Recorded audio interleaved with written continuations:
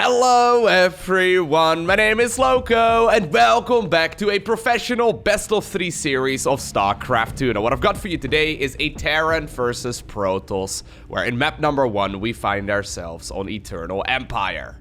Spawning here in the top right hand corner in game number 1, playing with the red SCVs from South Korea, we have one of the most dominant StarCraft 2 players of all time. I mean, I feel like I've said everything that there is to be said about this man. We're of course looking inside of the main of INnoVation. A ridiculously good Terran player, always a blast to watch. I mean, some may call him a little bit boring. I mean, I can kind of get that, right?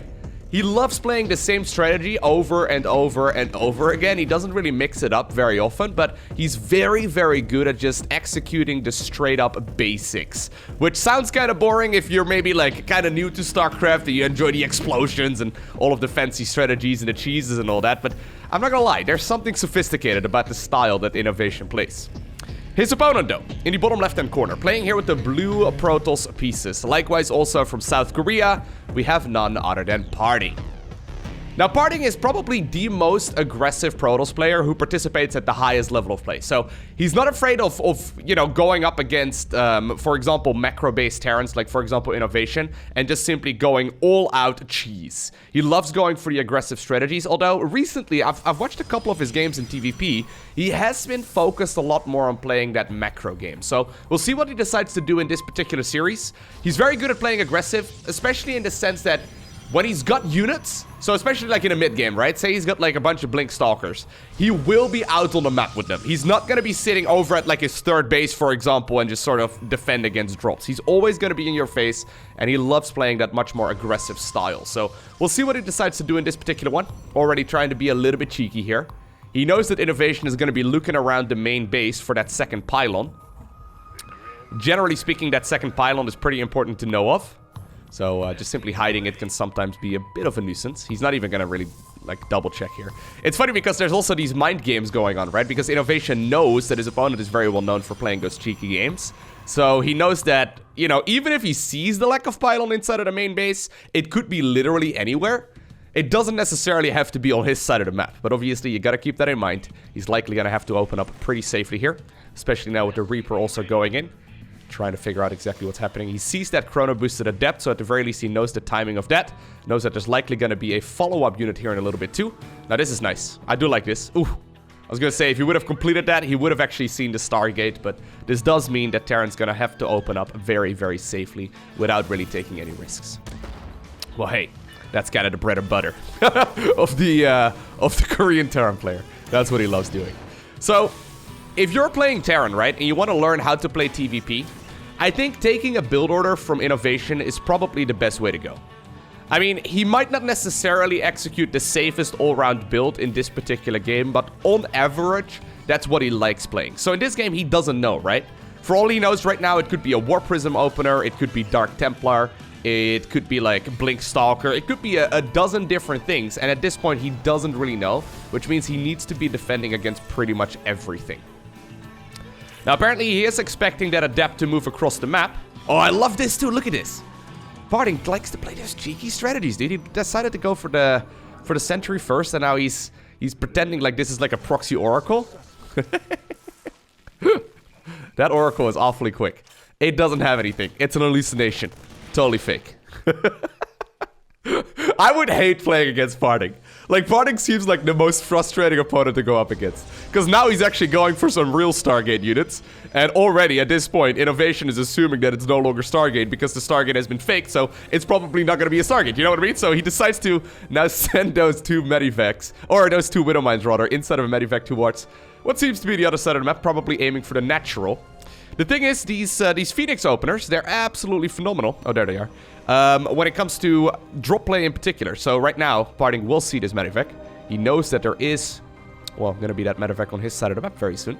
And those Phoenixes will shut everything down very easily. Now, I like this. There's actually already one Widow Mine burrowed as well.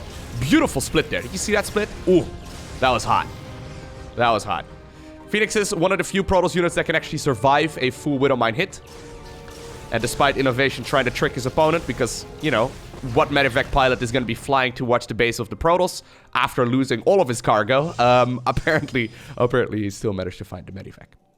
In the meantime, on the other side of the map, INnoVation just playing a super straightforward, solid macro game so far. Not the best harassment, but I mean, that's really not the end of the world. He's going to be able to do the big switcheroo here. I always love seeing this. There you go. He's got the 2 tech labs set up. Well, I mean, I don't love seeing that Cyclone get stuck, but he doesn't really need it at this point. He's going to have to lift up this factory as well, though, and obviously that will free it. Now, still, yeah, these Phoenix openers, they're very, very strong.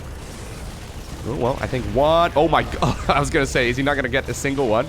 He will be able to get one of those Phoenixes, but, you know, at the cost of a bunch of Marines and now also that Cyclone, this is going to force INnoVation to play very defensively.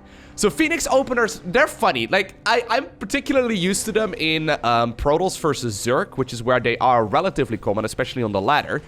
Phoenix openers kind of force you to play super defensively and not move out until much, much later. The thing is, as soon as you move out, right? Either the Phoenixes will lift up all of your units if you don't have enough anti-air, but more importantly, most often, they will just simply go into your base instead and kill literally everything. Phoenixes are surprisingly tanky units, as you could see right there, for example, by that one Widowmine hit. This Phoenix right here still has its life, right? It didn't just straight up die. So Phoenixes in general just force the opponent to sit back and to play really defensively. Now, in PvT, not the most common style, that's for sure. It does buy a lot of time, and apparently PartinG is using that time to go up towards the 3rd Nexus and then also that Colossi transition. So I like that a lot. Man, he's getting a lot of value. Yeah, is he? I mean, Phoenixes aren't cheap either, right? He's probably gonna get another SCV there. Yeah, well, I think we can all say that. Judging by the resources lost alone, Protoss is doing just fine in the cost efficiency. Normally transitioning towards really quick 3 bases plus Colossi is pretty difficult to pull off. You can't really just go like both a third base and then also rush out Colossi, because you would just die to, like, you know, the standard Stimpack timing attack, which is what INnoVation could be going for right now. Instead, you know, right now, since he delayed himself those gateways, they're gonna come up right now, and he got the 3rd base real quick, and he's got those Phoenixes to keep his opponent at bay. He can get those Colossi out really nicely. This is one of those very high skill, high reward kind of styles, and honestly, I feel like PartinG could have probably saved 1 or 2 of those Phoenixes that he lost as well. Could have been a near flawless game up to this point. Regardless, though, he's gotten some excellent value, and he's going to be able to transition right now very comfortably towards a mid-game army as well. Okay, so I'm pretty sure Blink is PartinG's favorite upgrade. I think I see him getting Blink literally every single Protoss versus Terran I've seen him play.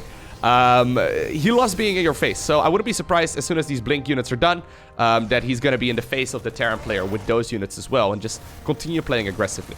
INnoVation, though, does have this 1-1 timing right now with Stimpack and Combat Shield, so he already finished up double infantry weapon upgrades. There's actually now apparently a Raven dropping a couple of auto turrets over here.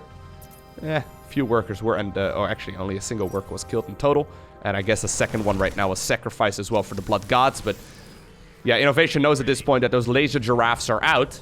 They can deal an awful lot of damage, especially to those fragile bio units. And honestly, this Terran army does look a little bit pathetic right here compared to that Protoss force. Most of the time, we see the Terran attacking once 2-2 finishes. So we got to keep an eye out right here on the production tab for the 2-2 upgrades. See when exactly INnoVation wants to be in the face of the Protoss. But for now, I don't think he's really going to be able to get that much done. Oh, I love that. I still love that move. Every time I see Protoss players do that, if you blink at the perfect moment, you can basically negate all of the damage. But every single time I see it happen, it looks like they're not paying attention to their stalkers, and then they always get the blink off at the perfect moment. Well, not always. I don't. I get it off at the wrong moment every single time. Phoenix is still flying around over here. Yeah, these Marines are going to have to run. If it gets force fielded in, these units will go down, and this is exactly what PartinG loves doing. He will blink whenever he can. This is very different. Most of the Protoss players just simply sit either at like the watchtower or like at the natural, or say it like at the 3rd or the 4th base, right? PartinG loves being in your face. He probably doesn't... Oh my god, those Phoenixes actually hold that thought because all of the bio units decided to load up into Medivacs. Ooh. Those Phoenixes are still keeping that army at bay. And actually, this is starting to be a little bit shaky right now for INnoVation. I mean, he's been playing excellently so far, don't get me wrong, right? I'm making this sound like he's dead in the water. He certainly isn't.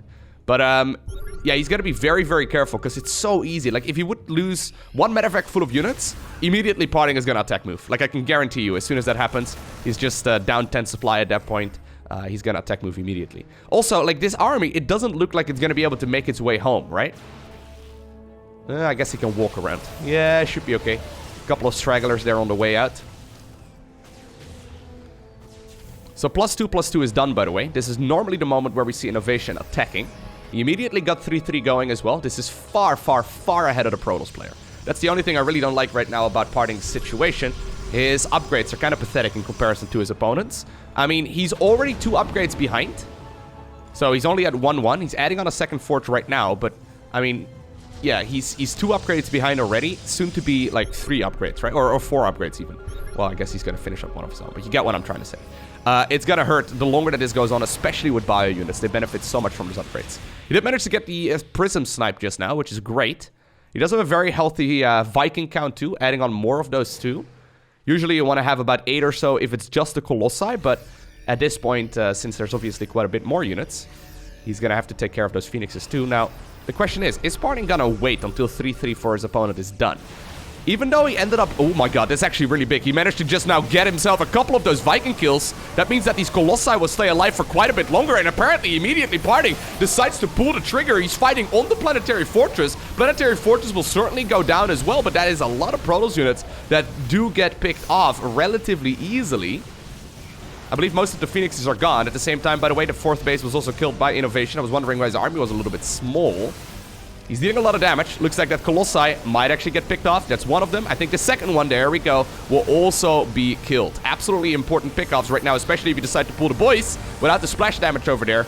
These Protoss units are going to have to run. Without the splash damage versus those light army units, you're going to have to run. In the meantime, though, 3rd base under a little bit of harassment. Great pickup there by INnoVation.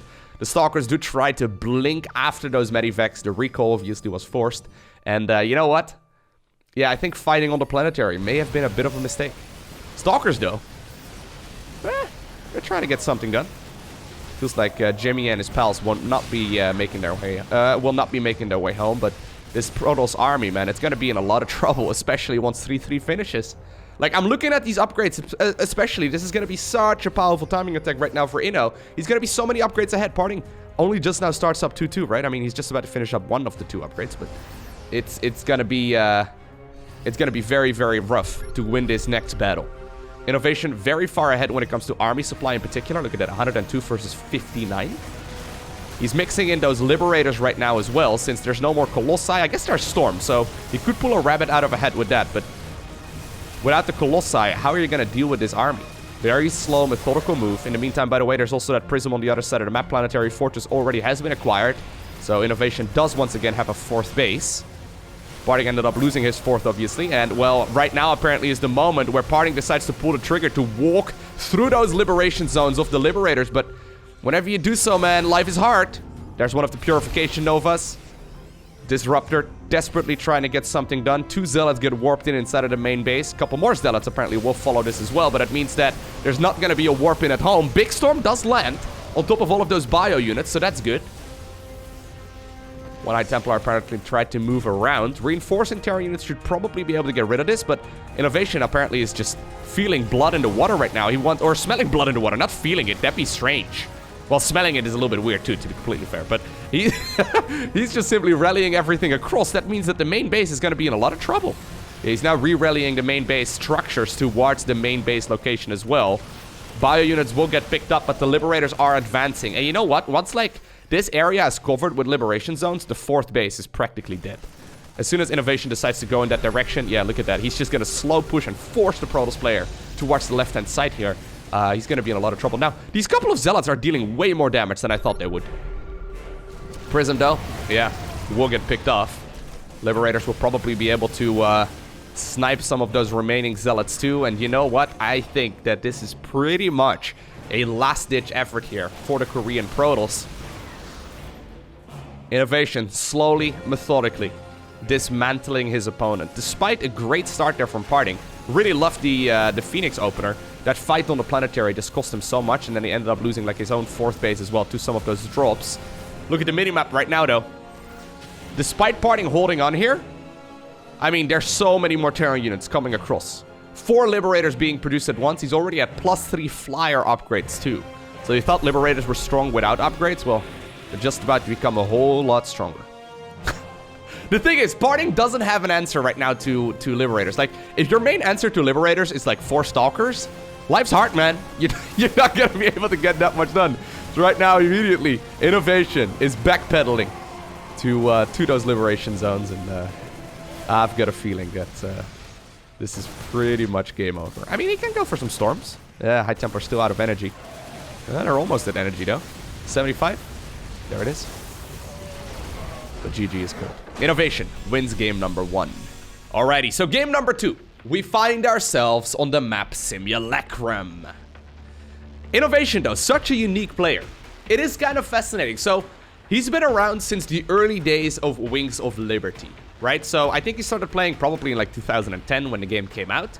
But he's really been around since, like, at the highest level of play at the very least, since like 2012, 2013 or so.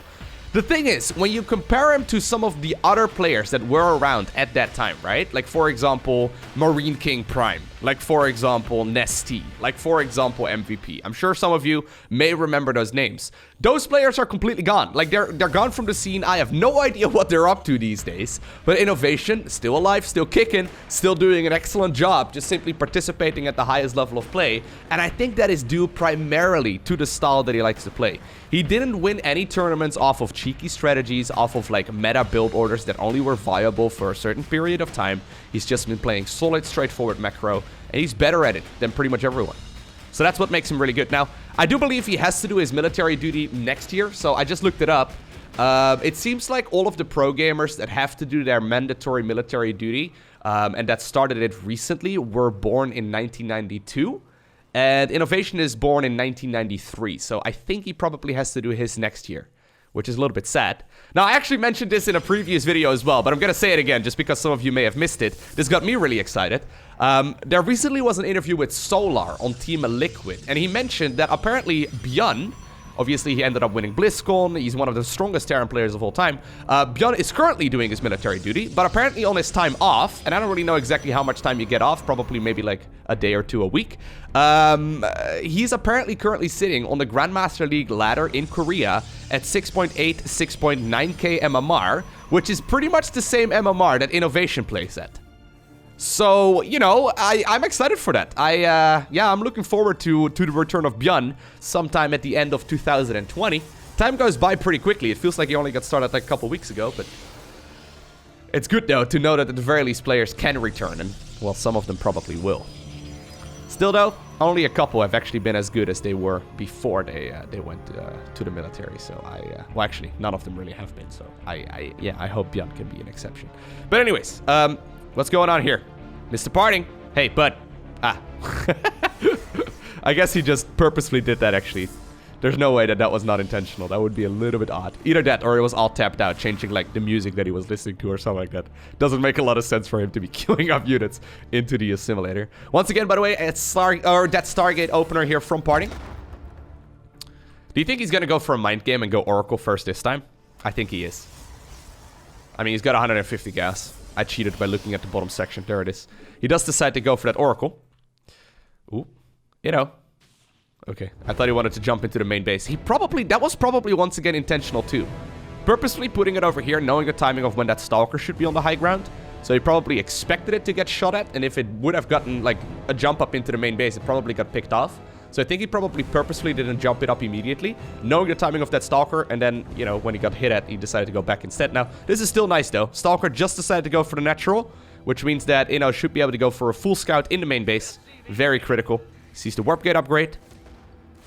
He sees a probe that's taking a lot of damage, and he now also sees the Oracle, as well as activated the Pulsar Beam. So very good set of kills there, despite the Jetpack Raider giving its life for the Terran Dominion. Still certainly worth its weight right there. I saw someone comment the other day that Reapers need to be buffed because they're only used in the early game. Thing is, guys, if you change anything about the Reaper, well, first off, they'd probably be broken and every single game would just be, you know, Reaper cheese, which is already a viable strategy. Like, it doesn't happen very often, but it does happen from time to time. But secondly, obviously, Reapers, I think they're perfectly good at what they do. I mean, I think it's fine for units to just have one really, you know, important task. In the sense of the Jetpack Raider, he's basically a Marine with 2 pistols in his hands, and he's just going around. He's got some grenades in his back pocket as well, but he knows he's destined to die. just getting that scouting information is basically the most important thing. Someone actually responded to that comment saying that they should give Reaper stimp back. That would be interesting. I mean, you can't just take the current version of the Reaper and give it stimp back, because then every single game would be stimped Reapers. But what we do know apparently is that at the very least inside of that barracks, the Marines and the Marauders, they share a different locker room from like the Ghost and the Reaper, because I think that's probably where they get their drugs, right? It's I don't know where else. Maybe the Reaper or the Terran Dominion promotes that kind of behavior. I'm not entirely sure, but either way, I do think that Reapers are just fine the way they are. I don't think they need a buff. It'd be crazy. Like, the thing is, there was a time and place, and actually, once again, I'm bringing up Bjorn, I guess. There was a time and place where those Reaper cheeses were very common, and Bjorn basically single-handedly got the Reaper nerfed.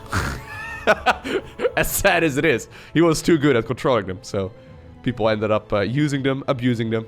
No one was really as good at it as Bjorn, but, I mean, they ended up nerfing the unit a little bit here and there. I think it was fair. Alright, so Jimmy the Marine just now scouted that indeed that group of Stalkers is out on the map. So this is what I was talking about previously, right? Chrono boosting out, that Blink Stalker upgrade, and this is the moment where he can go out onto the map and do whatever he pleases. Now, PartinG does see those two Widow Mines burrow. If he was paying attention, well, you can see the little potholes, I suppose. He doesn't have Revelation available yet for another 5 seconds.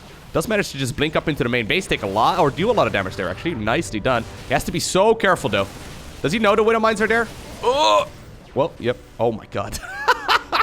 Why did he specifically leave one of those Stalkers behind? Huh. I guess he thought that was the one that the Reaper, or the Widow Mines probably locked onto. Nicely done. Goes into the main base. Revelation was used there. So gets a lot of damage done. And this is what I mean. It's the cost efficiency of these Protoss units and the value that PartinG gets out of them that really makes him a scary player to go up against. Because really, like, his main base is completely unprotected. His third base is completely unprotected, but since he's in your face so very often, you're not very likely to feel confident in you know, leaving a bunch of your Marines inside of Medivacs and flying them across the map. I think it is the correct move here. It's just very difficult to make that call. Look at this, the third base, pretty much fully saturated by the time that INnoVation even, like, thinks about getting that third command center towards the low ground. Pretty great start here for the South Korean Protoss. Now, once again, I would love to see the forts upgrades coming up a little bit quicker. Because it's very similar to what we saw in the previous one. Ooh, recall this time around. Looks like he made a bit of a misstep there.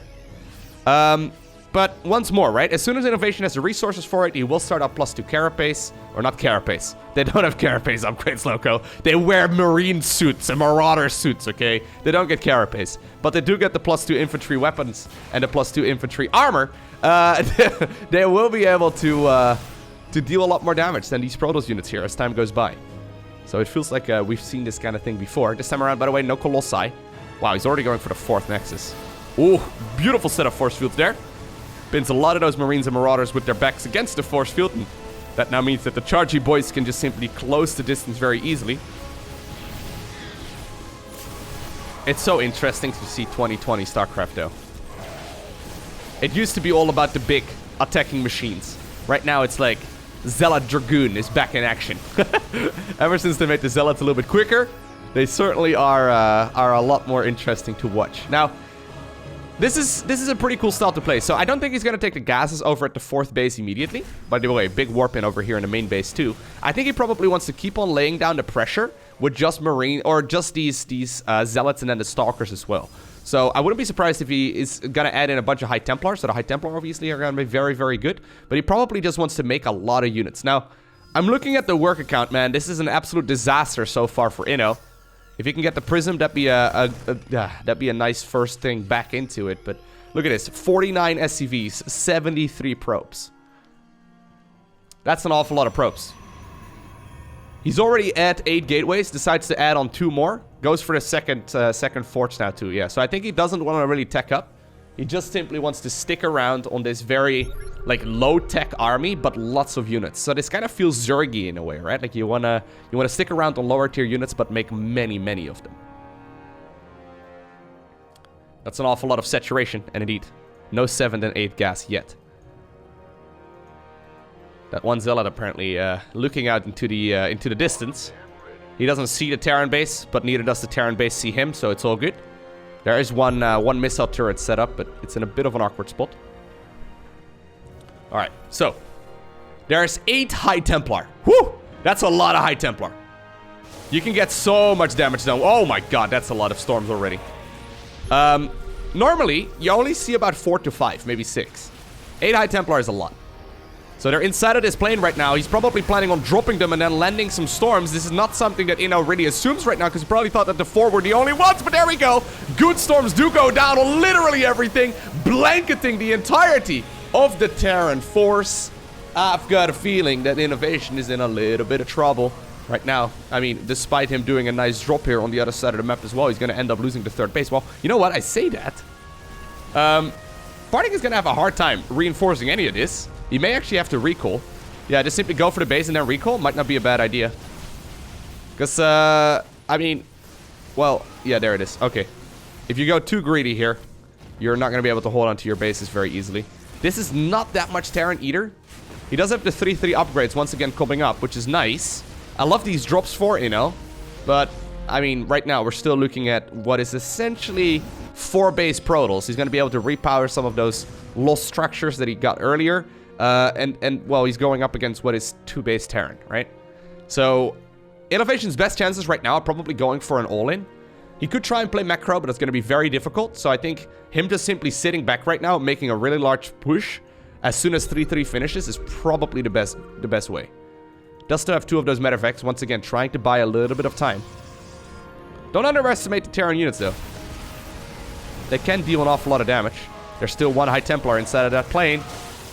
I mean, that one was more likely to hit the Zealots if they continued walking there than anything else. Big Stalker warp in right now in the main base. I mean, that's maybe a little bit... a little bit brave as well. I think Zealots probably would have cleared the jump a little bit better, but PartinG apparently, once again, sees an opportunity. Wants to try and attack and attack and attack and attack, which is kind of his specialty. He loves just simply playing aggressive. Does end up losing power once again to his warp gates. And you know what? Inno does have a lot of units. Rico is obviously going to be on cooldown for another couple of minutes. Yeah. Okay, PartinG does decide to walk back home. That one Zealot apparently still over there. I think this is the anti-all-army hotkey Zealot, okay? This is when you know he's not hit all-army hotkey a single time. I would have accidentally pulled that Zealot away ages ago. Yeah, so he had to make, like, the walk of shame. Oh, once again, good storm. He had to, like, make his way all the way across the map once more to get into his own main base and to get rid of those Terran units here. But, I mean, now it's 1 base Protals. Or 1 base Terran versus 4 base Protals. And yeah, a little bit of damage was done, a bunch of probes were killed, but I mean, we're still talking about an economy that is essentially tripling to quadrupling that of the Terran. And indeed, PartinG obtains the victory. Alrighty, so here we go. Final map of this series. We find ourselves on a World of Sleepers. PartinG, it's the final game of the series, dude. We're 1-1. Can we see a little bit of that fabled PartinG cheese? I wouldn't mind seeing a little bit of Terran, or Protals aggression rather here at all. Wouldn't mind seeing a little bit of Terran aggression either, but I mean, it's INnoVation, you know? If he goes aggression, he basically goes all out. He will proxy a bunch of barracks or something like that. Nah, he's not gonna do that. There's no way. There's no way INnoVation is gonna, you know, go for a cheesy build in this one. Wouldn't mind seeing PartinG, though. Play a little bit more aggressively, but I think the gateway, yeah, at least the first one, it's gonna go up straight inside of that main base. Now, here's a fun bit of trivia. At the GSL Code S, which is arguably speaking the hardest tournament in StarCraft 2 to win, there are a couple of different awards. So the first award is called the Nesty Award.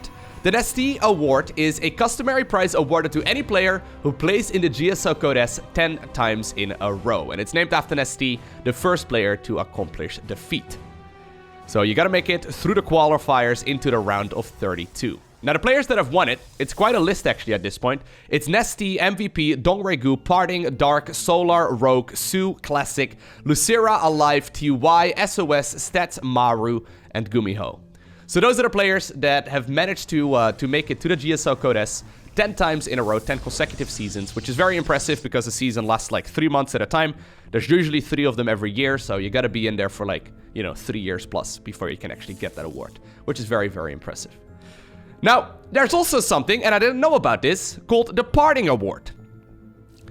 The The PartinG Award is a customary prize awarded to any player who plays in the GSO Codes round of 16 10 times in a row, and it's named after PartinG, the first player to accomplish the feat, who apparently managed to do so back in 2015. And the only other player who managed to also get that award is Dark, who managed to do so about a year ago at this point, back in February 2019. So he was the only one that basically had that award for like 4 years. I guess over time there might be a couple more players that managed to get there. But by the way, hold that thought, because apparently Mr. PartinG has managed to start up a pylon pretty close, you know, to the opponent's main base. Guess that has to be a Stargate is the only thing that really makes sense. Already though, the Reaper is scouting around. This is, by the way, a bit of a cheeky one. Normally we see the tech structure of Protoss going down at the second pylon. So PartinG is going to go for that Stargate, by the way. But normally the proxy goes down at the second pylon. Right now he's putting the proxy at the third pylon. Means it's a little bit less aggressive than you can go for. So it could be a lot more aggressive than this. Probably just planning to get like a couple of workers. The thing is, the proxy of the Stargate is also not that critical. Most of the time, right? Even if it gets scouted, even if it doesn't deal any damage, most of the time you only make a handful of Stargate units anyway. They're mostly done for like defenses, but for defensive play, but also for like, you know, a little bit of aggression, some scouting and all that. You usually only make like a couple of Protoss Stargate units anyway. Until maybe like switching into Tempest much later on. So even if this doesn't do any damage and you end up losing the Stargate or whatever, or the pylon, it's not that big of a deal. Proxying the Twilight Council, for example, can be quite a bit more painful, because if you have to like remake it to start up charge, that is a bit of a disaster. Okay, so both players trying to get a little bit of damage done. I think our eyes right now have to be primarily here on that Stargate. INnoVation doesn't know exactly what's happening. So he scouted around as much as he can, but this whole setup makes it very difficult to get any info. Jamie and the Marines managed to make their way into the bunker. This does now soften up one of those Marines a little bit, so the Oracle could have an easier time picking it off. At the same time, Reaper's still on the other side of the map. Did the Adept actually just dive in and die? I think it did, yeah. That's a little bit painful. Looks like the Reaper is doing the same thing right now, trying to get scouting info. Won't be happening. Here's the main base, though, of the Terran player. PartinG. Well, getting a little bit of damage done so far. I mean, really not that much, though. As you know, SCVs have 5 more hit points than probes and zealots, meaning that they take 3, or no, well, what? Zealots? Probes and drones is what I meant, obviously. Imagine if SCVs had 5 more hit points than zealots. Things would get crazy real fast. It does mean that Oracles have to actually shoot 3 times in order to kill one of those SCVs. Like was actually for Adepts, that take 3 shots to kill a single SCV. 2 shots each for a drone or a probe. Quite significant. As, well, I think PartinG probably would have gotten closer to like 8 kills. Otherwise. Anyway, so 1 Phoenix this time around probably is giving INnoVation some flashback to that very first game. He doesn't really know where the Stargate is located, but it's only going to be 1 Phoenix, so nothing all too crazy. Once again, though, the Blink Stalker upgrade has started up. +1 weapons has started up as well. Guess where the Stalkers are? They're on the other side of the map, attacking. Of course, this is PartinG we're talking about. Still, though, I mean, this time around, his aggression was nice and all. It did a little bit of damage. He's going for the third base again. INnoVation has decided to play way more aggressively. This is a push before, like, Stimpak, before any of those upgrades are done, right? So look at this. No upgrades at all here for Inno. He wants to see if he can end this game before it really gets underway. And, I don't mind it, but these Stalkers are getting a lot of pickings already. They've really done quite a bit of damage. He's hoping probably that the Stalkers walk around. A couple of the SCVs do take some damage as well. This is some excellent defense so far by PartinG. Just simply slowing all of this down is critical. There's bought him enough time here to get the shield batteries up. And once he finishes Blink, he's going to shut down this Terran army real fast, yeah. So Inno already is making the walk of shame all the way back home. But it's still between his legs. Well, I don't know if he has a, you know, I don't know if Medivacs have tills. But with their chemtrails between their thrust, I don't know. Between their thrusters? No, that doesn't really work. Between their, Anyways, you get what I'm trying to say. There's a siege tank inside of that thing, okay? You gotta show some respect. Imagine literally flying a siege tank. Like, that's not something done easily. Either way, Blink is almost done right now, and this is gonna be the moment where PartinG certainly will start piling on the pressure. Oracles have a secondary purpose in the sense that they can use Revelation, of course. See where that Terran army is located, but also more importantly, they give that high ground vision. If you want to jump into the main, that's a good idea. Now, a siege tank is waiting. Apparently, I think that was like a Widow mine over here.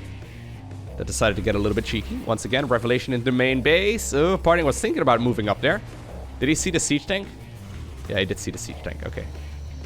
That's a very big gamble. If you only see like 7 Marines, life can be a little bit tough once you jump in there and you get shot at by a tank. You have to wait for the blink to come off cooldown again. Third command center, though, finishes up here eventually. And while this is all going on, as we always see in TVP, the Protoss already is happily mining off of that third base for a little while. Very critical. Okay. Some units do take a little bit of damage.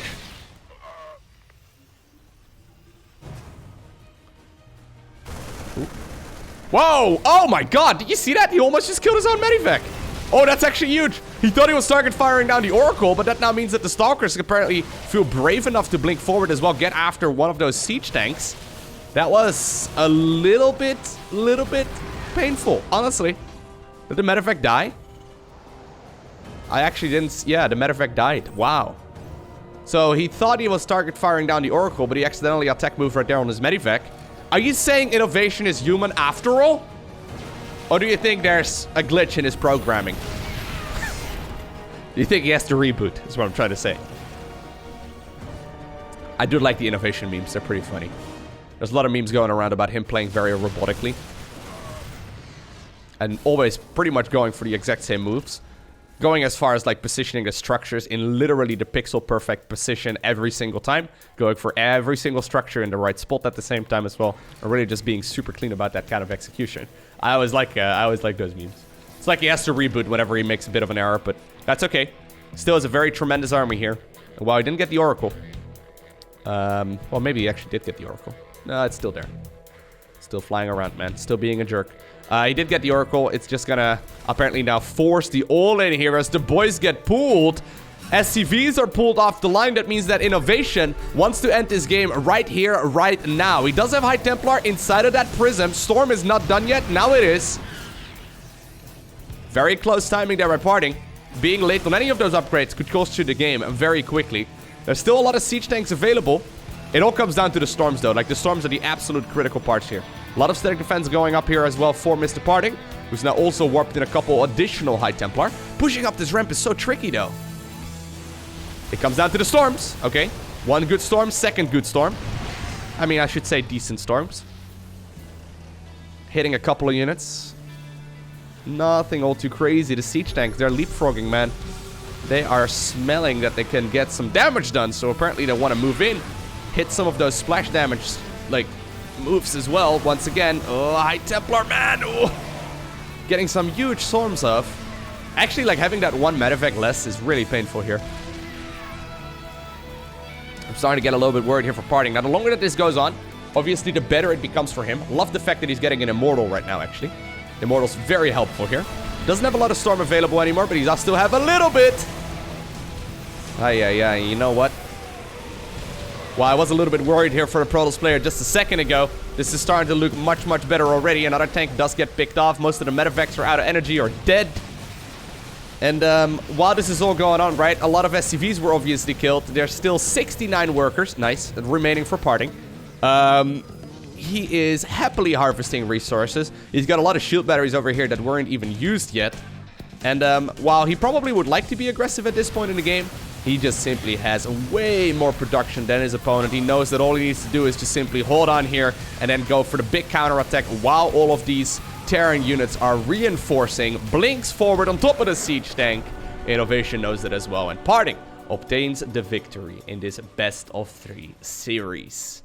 I hope that you enjoyed watching it. If you did, make sure you hit that like button down below. If you want to see more, make sure you hit that subscribe button so you get a notification as soon as I upload more. And other than that, I want to thank you for watching. Have an amazing day. Do not forget to smile alright. And I will see you once again in the next one.